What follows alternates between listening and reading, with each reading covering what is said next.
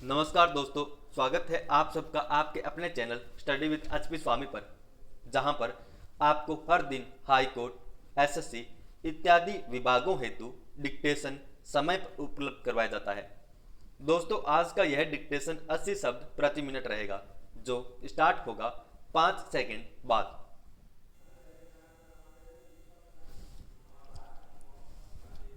Start. उपाध्यक्ष महोदय, मैं समझता हूँ कि अब तक इस वैदेशिक नीति पर न केवल इस ओर के सदस्यों ने ही बल्कि दूसरी ओर के सदस्यों ने भी प्रधानमंत्री जी को धन्यवाद दिया है। इसलिए मैं अपनी तरफ से धन्यवाद देकर उनका बोझ बढ़ाना नहीं चाहता।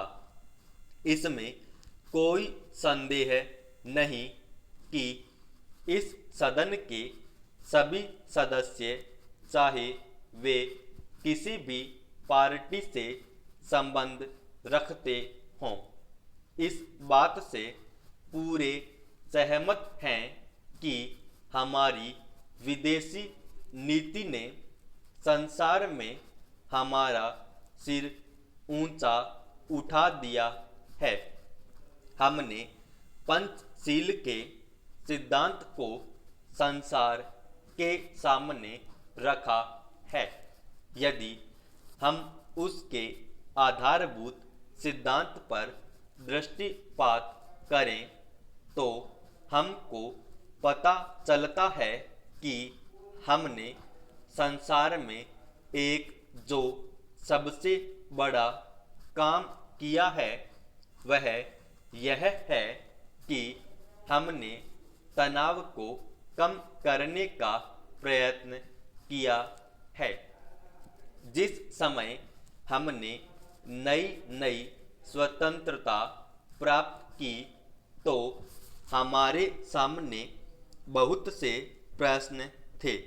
उनको साथ ही हमारे दो बड़े गुट थे, एटम बम और दूसरे बम लिए हुए हमको चुनौती दे रहे थे कि अगर हमने उनमें से किसी एक गुट में सम्मिलित नहीं हुए तो हमको बड़ी कठिनाई होगी।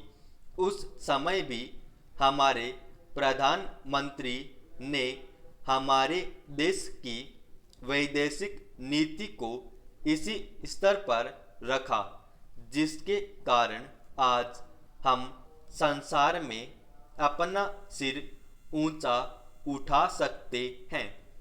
हमने जो संसार के सामने पंचशील के सिद्धांत को रखा, उसका सबसे बड़ा फल यह हुआ कि एक सम्मेलन हुआ, जिसकी ओर मैं आपका ध्यान दिलाना चाहता हूँ।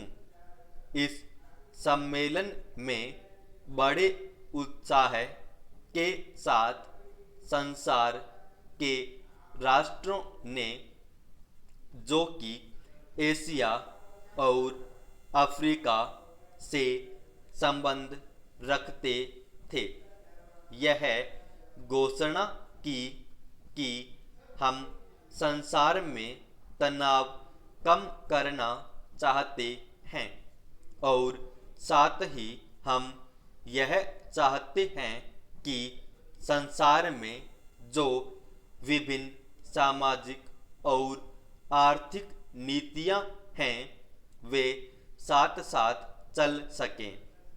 हमारी वैदेशिक नीति में जो सबसे महत्वपूर्ण चीज है वह है सह अस्तित्व की भावना।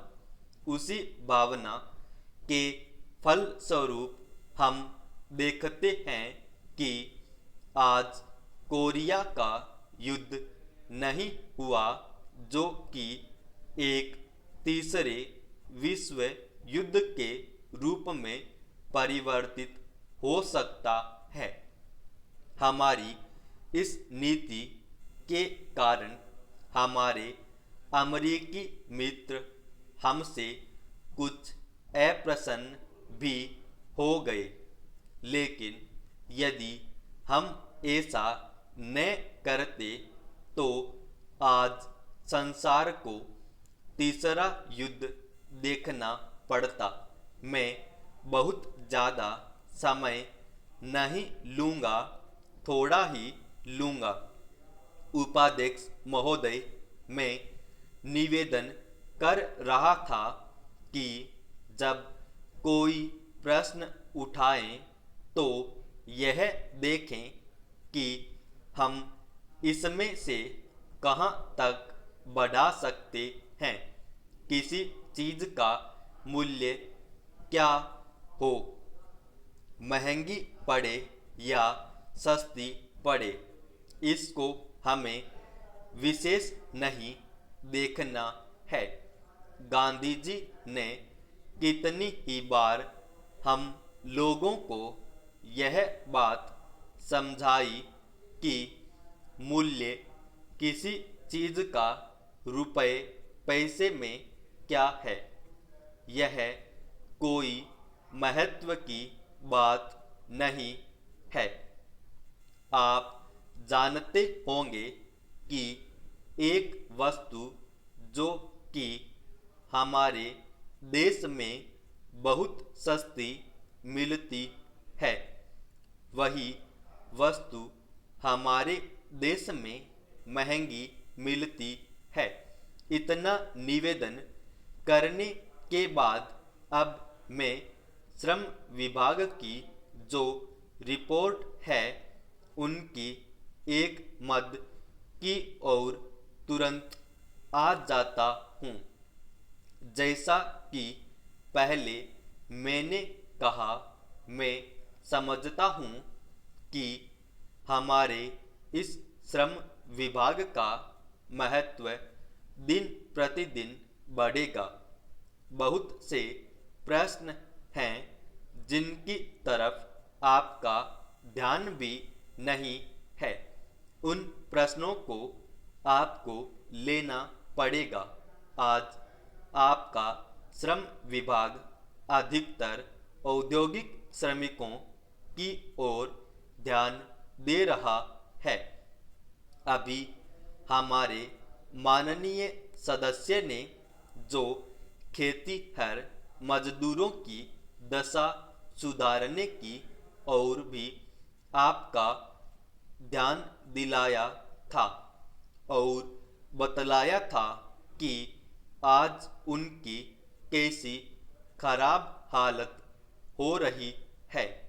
मैं उनसे पूरी तरह सहमत हूँ। हमारी सरकार का ध्यान देहाती श्रमिकों की ओर नहीं गया है। उनकी बड़ी बुरी हालत है। आपने उनकी दशा सुधारने के लिए क्या किया है? मैं पूछना चाहता हूँ कि जो लाखों और करोड़ों आदमी देहातों में बेकार बैठे हुए हैं, उनको मजदूरी और काम दिलाने के लिए आप क्या कर रहे हैं? करीब 7 लाख आदमी नौकरियों के लिए प्रार्थी हैं।